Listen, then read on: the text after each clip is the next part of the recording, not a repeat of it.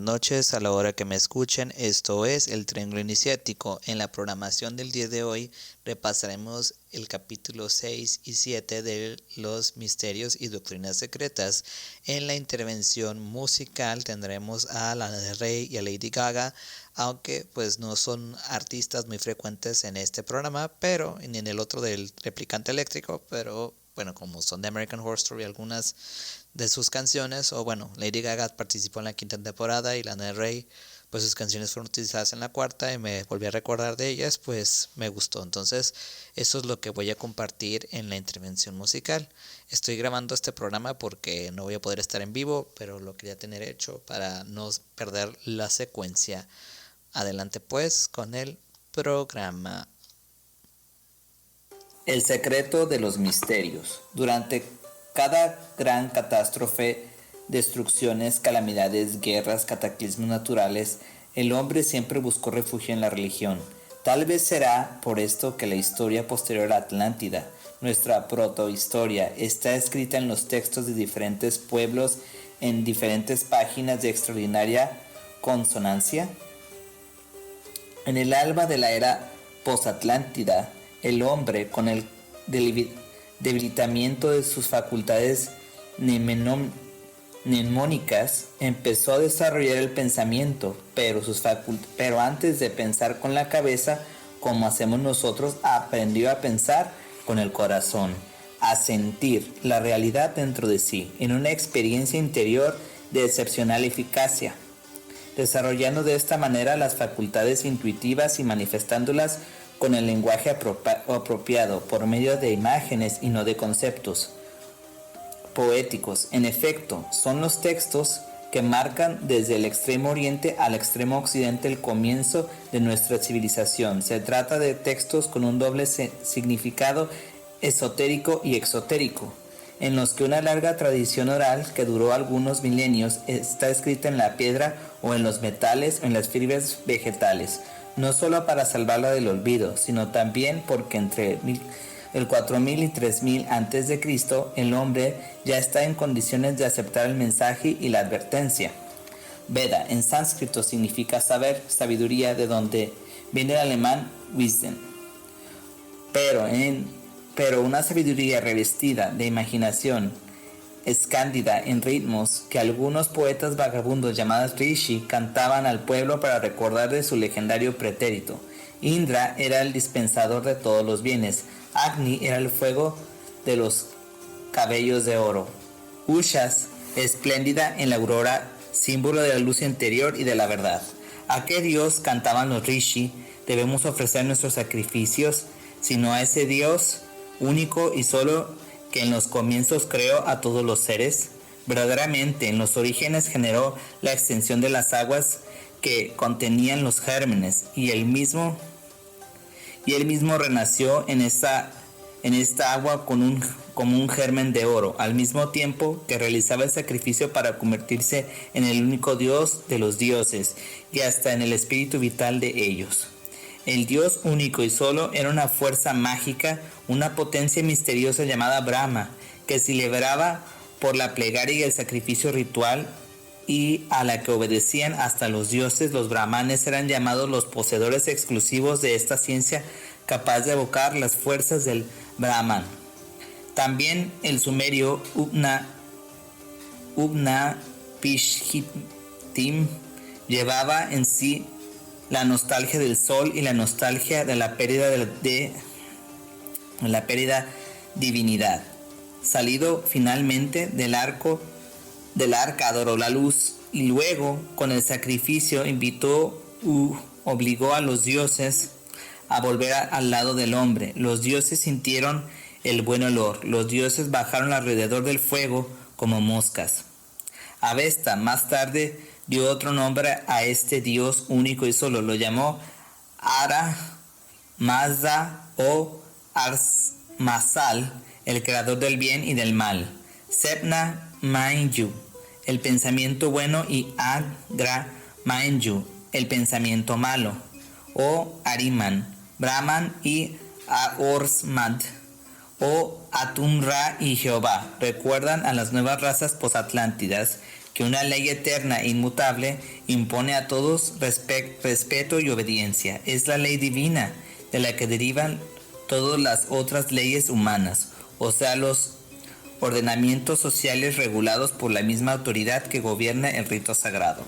En estos textos se empieza casi siempre con una noticia cosmogónica, o sea, con la descripción del nacimiento del todo, la creación, primero del universo y luego de la tierra, luego de las plantas y de los animales, finalmente del hombre.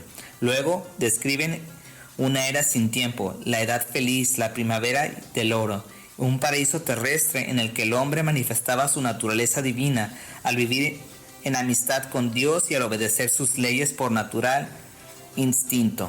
Pero cuando la naturaleza mortal o humana prevalece sobre la divina, el hombre se da cuenta de él mismo y al hacer esto se separa del universo que lo acoge y del que es parte inconsciente, se aleja voluntariamente del paraíso para seguir un reclamo, el del sexo, tal vez no ya solicitado y regulado por el puro instinto, sino provocado por la voluntad y el deseo, o el de un oscuro impulso interior que lo empuja al descubrimiento de él y del universo, del microcosmos humano y del macrocosmos, y que coincide al final de los tiempos con el conocimiento de Dios, en la identificación del Dios, del hombre con Dios.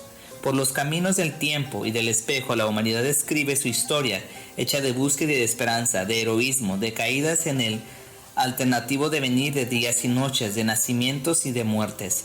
Pero los textos sagrados tienen en común también otra fundamental certidumbre, el larguísimo viaje del animal hombre hacia el hombre Dios.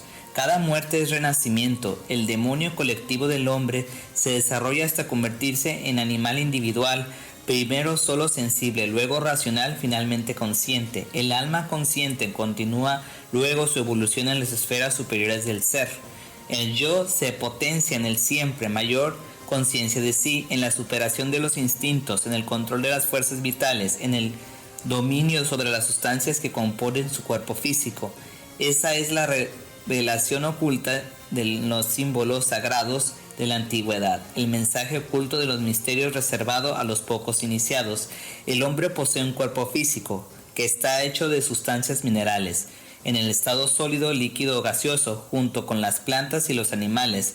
Es deudor de ese cuerpo físico al reino mineral, a la sustancia terrestre.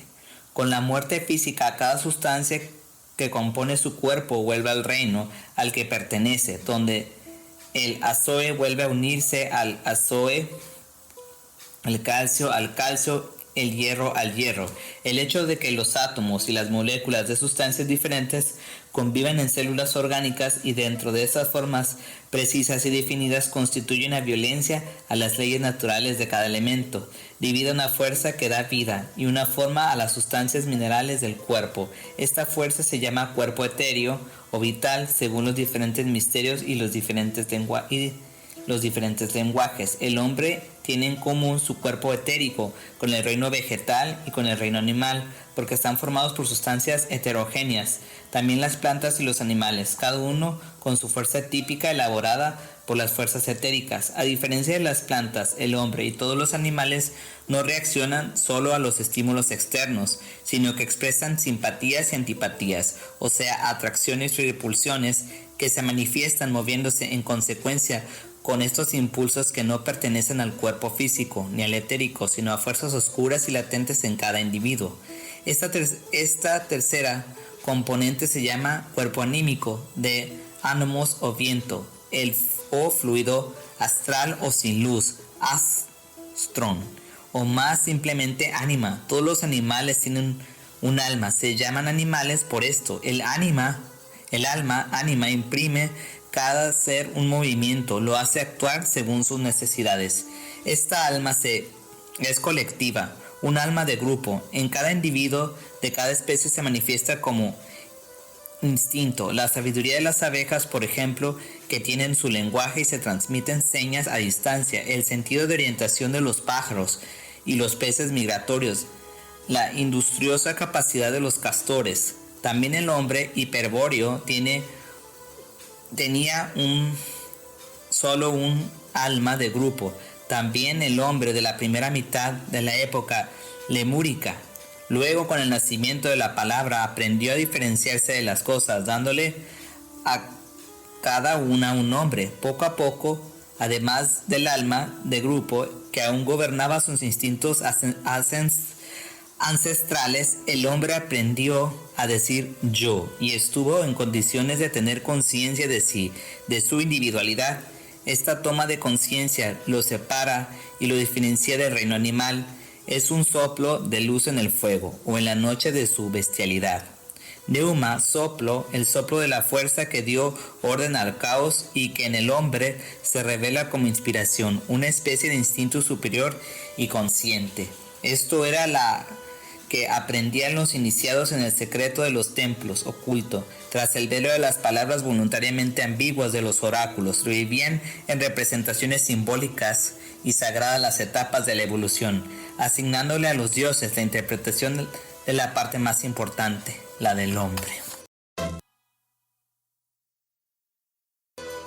Capítulo 7. Osiris, el dios hombre. En 646 de la era cristiana, la grandiosa biblioteca de Alejandría fue incendiada y destruida por el orden del califa Omar, que en su exaltación consideraba que todos los libros eran inútiles y dañinos, ya que el profeta había dado a los hombres el libro por excelencia, el Corán. Saqueada la primera vez por César y luego por Diocleciano, la mayor biblioteca del mundo, fundada por Ptolomeo I y con una riqueza de unos 70,000 volúmenes, esta vez dejó de existir para siempre. Desaparecieron los textos de la antigua sabiduría sacerdotal, las obras completas de Manetón, historiador y sacerdote egipcio contemporáneo de Ptolomeo I, que había recogido en 40 rollos los manuscritos relativos a los cultos sumerios, babilónicos y caldeos, tratados de astrología, de alquimia y de arte mágica. Por eso, la religión del antiguo Egipto está colmada de incógnitas y al misterio se agrega una especie de oscuro maleficio que no pocas veces afecta al estudioso o al investigador que profana las tumbas en busca del libro de Thoth. Y según los testimonios de Manetón y de otros historiadores como Heródoto y Plutarco, en este libro está la clave del gran arcano iniciático, celoso y fielmente custodiado durante 6,000 años por los sacerdotes de Osiris. Poseemos una infinidad de datos sobre las religiones de la época de los faraones, textos rituales sobre piedra o escritos en papiros, cantos de danzas sagradas, cantos de amor y de muerte. Sin embargo, toda esa documentación se nos escapa lo esencial, nos falta la clave de su significado oculto. Es Manetón el que afirma el origen divino de Egipto. Los fragmentos de su historia de Egipto, traducidos al griego y llegados hasta nosotros, hablan de grandes formadores o generadores repartidos en 3 dinastías divinas que han precedido a las dinastías humanas: Atum-Ra, el formador, el generador universal. Esto ya figuraba en envueltas en las tinieblas, donde también estaban en estado inerte y potencial todos los seres del universo. El Nun era el caos, el aspecto amorfo del no ser. Atum-Ra sintió en su corazón el deseo de manifestarse.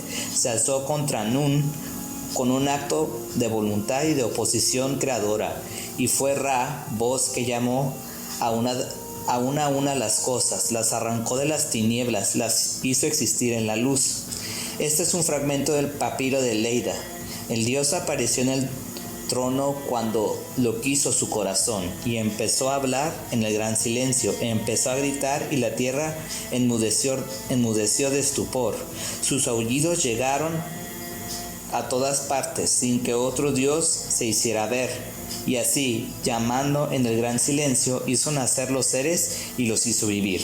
El libro de los muertos confirma la acción de esta palabra creadora. No existía otro Dios antes que él, ni otro Dios junto a él cuando pronunció las palabras formadoras que lo hubiese generado. Y el papiro de Nesmin agrega: yo he creado todas las formas como con lo salido de mi boca, cuando no existía ni el cielo ni la tierra. Politeísmo, su latría, y durante tantos siglos así fue injustamente definida esta religión, que en cambio anticipa en varios miles de años el logos cristiano. Todos los dioses son miembros de un único cuerpo, Ra, el principio activo del universo. Los dioses son infinitos, pero el conjunto de todos coincide con el uno, y cada uno es parte del todo. Este demiurgo solitario es el fecundador de sí mismo, y por lo tanto autogenerador, es masculino y femenino, el sublime andrógino. De él nace la primera pareja, Shu, el aire, y Tefnet, el agua, su esposa. De estos, la segunda pareja, Geb, la tierra, y Nut, el cielo, su esposa. Esta pareja genera otras dos parejas, Osiris, Isis, Set y Neftis. Osiris es el niño, Isis la tierra regada por el Nilo. Set es el hermano de Osiris y Neftis es la hermana de Isis. A esta altura la teogonía egipcia no se diferenciaba de la de todos los otros pueblos post-atlántidos, sino entrarán en acción Osiris e Isis con sus hermanos Set y Neftis para dar vida a un drama divino y humano, destinado a ser repetido y revivido en muchos misterios y en las relativas iniciaciones hasta nuestros días. Osiris, creado como todos los dioses por la fuerza del demiurgo, a diferencia de las deidades, es el símbolo del dios hombre. Es él, en efecto, el que dirige a los seres vivos, recibe su culto, personaliza el mito y el misterio de su creación. Osiris, por lo tanto, es el sagrado santo por excelencia.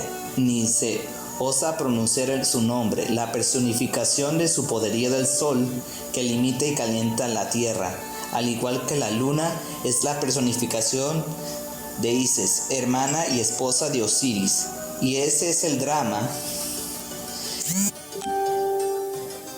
Envidia al hermano, los celos lo enceguecen, eludiendo la vigilante protección de Isis. Set mata por traición a Osiris y arroja su cadáver al Nilo. Isis, cuando se da cuenta, parte en busca de su esposo. El amor guía sus pasos y finalmente lo encuentra. Lo llora junto con su hermana Neftis con lamentos que enseguida se convirtieron en himnos de misterios sagrados, y luego, transformada en gavilán, lleva el cadáver hacia el sol y lo resucita. Osiris entonces se convierte en rey de los muertos, después de haber sido rey de los vivos, y su hijo Horus lo venga al desafiar y matar a Set. Una segunda visión más tardía dice que Set sustrajo a Isis el cadáver de Osiris, lo despedazó en 14 piezas y lo dispersó por toda la tierra. Isis empezó a buscarlo, y después de infinitas peregrinaciones e interminables lamentos, reunió finalmente todos los pedazos de Osiris, menos uno, el falo, que había sido devorado por los peces. Osiris, pues, es el protagonista del misterio del dios hombre, que preside la vida, y luego, después de la experiencia de la muerte y de la resurrección, estableció su dominio en el reino de los muertos, dejando a su hijo Horus la tarea de continuar la descendencia de los grandes formadores divinos, hasta Menes, el primer pontífice emperador humano, fundador de la primera dinastía. Durante su imperio terrestre, Osiris tuvo la ayuda de Isis, la mujer de los poderes mágicos, que gobierna con él el valle del Nilo. Anubis y Upat son los jefes de su ejército. Thoth es el sumo sacerdote. Isis es la protagonista principal del misterio sagrado. Ella es la que busca el cadáver de Osiris y lo resucita. Por lo tanto, le atribuyen a ella el poder de hacerse inmortales. Isis inventó el remedio que da la inmortalidad, escribió el historiador Diodoro. Este remedio, en efecto, se le ofreció a todos los muertos del territorio egipcio, en secreto de la momificación, pero también se aplicó a los pocos vivientes que pedían convertirse en Osiris, o sea, a los iniciados de los misterios que aceptaban someterse a las pruebas terribles de la muerte simbólica para renacer inmortales. Si muere, se debe morir en un estado de conciencia. Si se quiere renacer, en un estado de conciencia superior. Osiris muere como mito y dios del transeúnte, o sea, de la vida humana, regulada por la ley inexorable del tiempo. y de la muerte, para renacer Señor del reino inmutable de las sombras, de los que estuvieron vivos, o sea, de las almas inmortales. El drama de Osiris, recitado en los templos, constituía el espectáculo sagrado del pueblo al que escapaba el significado oculto de esta operación, muerte-renacimiento, para cual cada viviente puede proseguir idealmente el camino de su propia evolución. Y para custodiar y esconder aún mejor este significado, los sacerdotes daban cada ceremonia religiosa una solemnidad y espectacularidad excepcional. El templo era la morada del dios, cada ciudad, su templo, su dios, su culto. Los sacerdotes egipcios estaban subdivididos en una compleja jerarquía.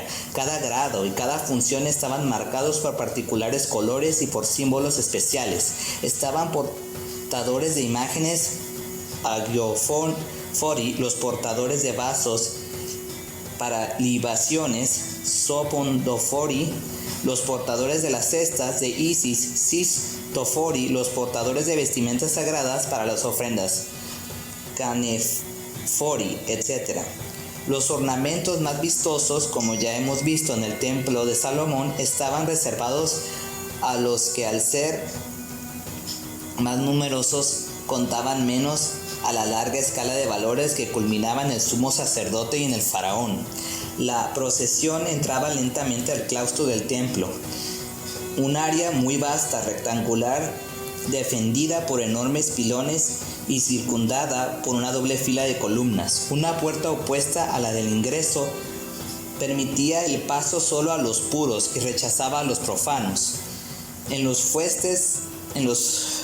fustes de piedra estaba esculpida la frase: puro aquel que cruza este umbral. Se entraba de esta manera al hipostilo, al que accedían los sacerdotes y los ministros, junto a aquellos dignatarios que la religión o el poder político consideraban decididamente merecedores de este privilegio. Luego seguía el santuario de la barca, cuyo acceso estaba oculto y prohibido al que no fuese sumo sacerdote o el faraón. La barca era una especie de choza levantable y transportable, más allá de la cual, en la parte más interna del templo, estaba el santuario. El Santo de los Santos consiste en un rectángulo de granito que culmina en pirámide, donde se había excavado una celda. Ahí, protegido por un velo impenetrable, estaba escondido el dios. Una estatua, un símbolo, la mano del sumo sacerdote, el falo de Osiris, devorado por los peces. Solo iniciado, luego de terribles pruebas, era llevado ante la piedra sagrada e invitado a extender la mano más allá del velo para encontrar al Dios único y verdadero. Los rollos de Manetón, desaparecidos con el incendio de la biblioteca de Alejandría, contenían la revelación del gran secreto de Thoth, el sacerdote Dios, directamente descendiente de Ra, y de esta manera el gran arcano, custodiado en el monolito de granito, ha seguido siendo un misterio.